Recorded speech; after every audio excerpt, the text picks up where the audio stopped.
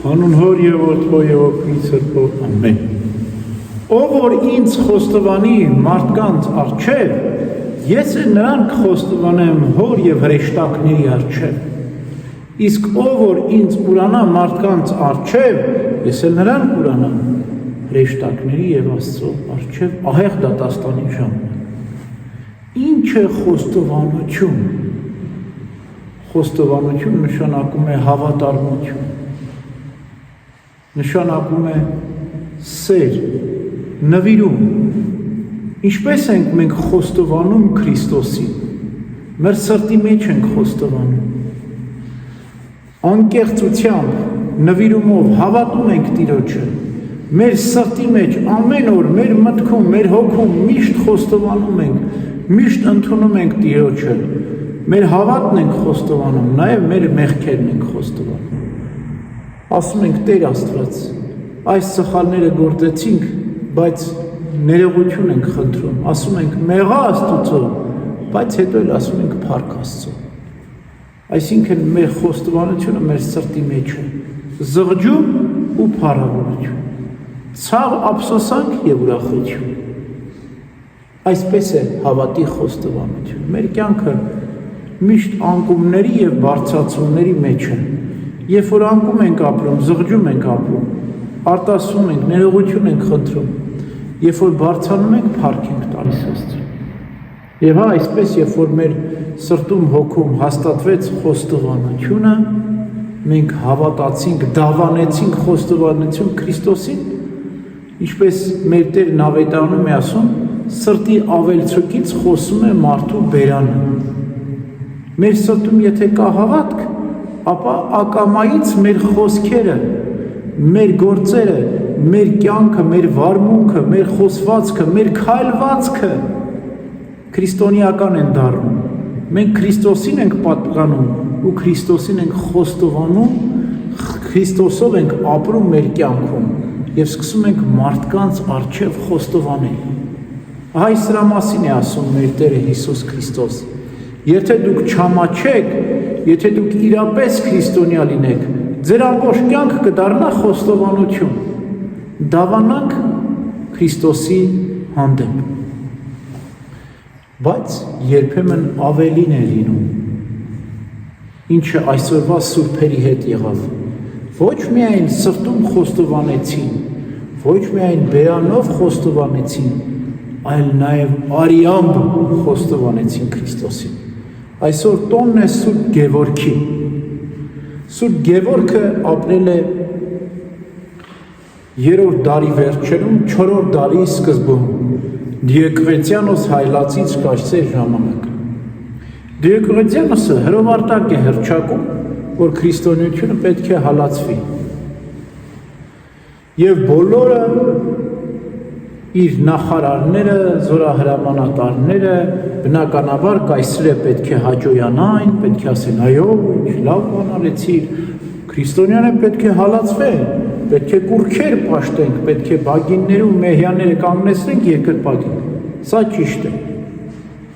Քանի որ կայսրն է ասում, թագավորն է ասում։ Եվ այդպես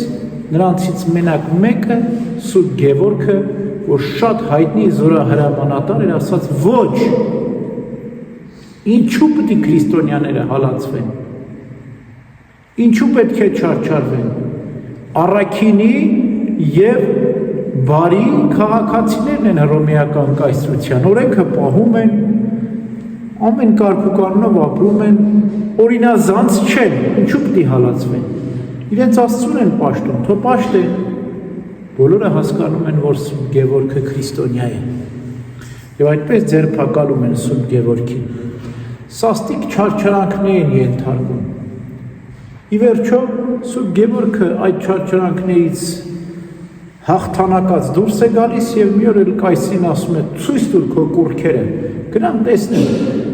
Բոլորը մտածում են, որ Սուրբ Գևորգը ուզում է երկրպագել կուռքերին։ Շղթաները ձեռքը տանում են կռատուն, բագին, և ձեռքերի շղթաներով բոլոր կուռքերը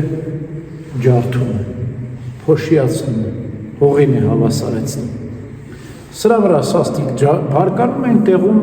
սրով գլուխ են կտրում են։ Այսպես Սուրբ Գևորգը նահատակվում է 4-րդ դարի սկզբում 303 թվականին։ Եվ Սուրբ Գևորգը շատ ընդունելի, շատ երկրպագելի, շատ սիրված սուրբ է, գրեթե բոլոր ազգերի մեջ։ Օրինակ համարվում է Անգլիայի կամ Մեծ Բրիտանիայի պահապան սուրբը։